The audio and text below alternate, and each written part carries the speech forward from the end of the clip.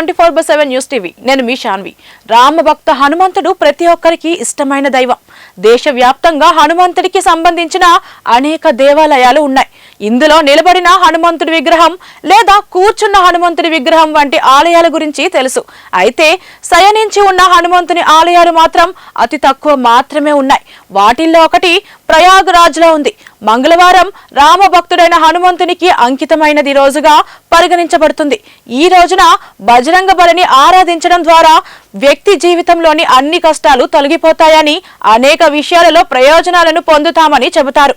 ఇప్పుడు ఈ శయనించి ఉన్న ఆంజనేయుడి ఆలయం గురించి ఈ వీడియోలో తెలుసుకుందాం.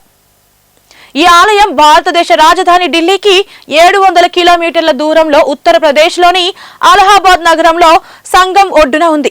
ఆలయం గురించి చెప్పాలంటే ఇది బడే హనుమాన్ ఆలయ పేరుతో ప్రసిద్ధి చెందింది. ఇక్కడికి రోజు వేల సంఖ్యలో భక్తులు వస్తుంటారు.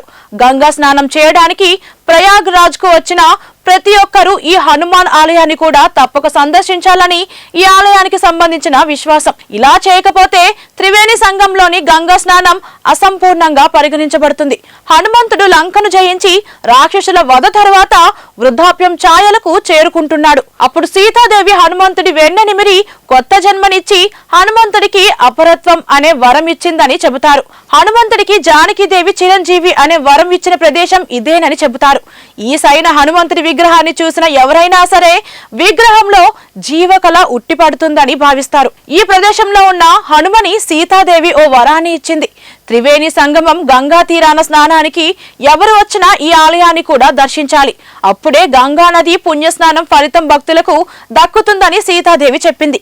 అప్పటి నుంచి గంగలో స్నానం చేసిన తర్వాత బజరంగ బలిని సందర్శించే సంప్రదాయం కొనసాగుతుంది. అలాగే ఈ ఆలయానికి ఎవరు వెళ్లినా హనుమంతుడికి సింధూరాన్ని సమర్పిస్తారు. ఇలా చేయడం వలన బజరంగ బలి సంతోషిస్తాడని, భక్తులపై తన ఆశీస్సులను అందిస్తాడని నమ్మకం. ఈ అద్భుత ఆలయం మంగళ శనివారాల్లో చాలా రద్దీగా ఉంటుంది. ఈ ఆలయంలో ఎవరైతే వ్రతం చేస్తారో వారి కోరిక తప్పకుండా నెరవేరుతుందని నమ్మకం.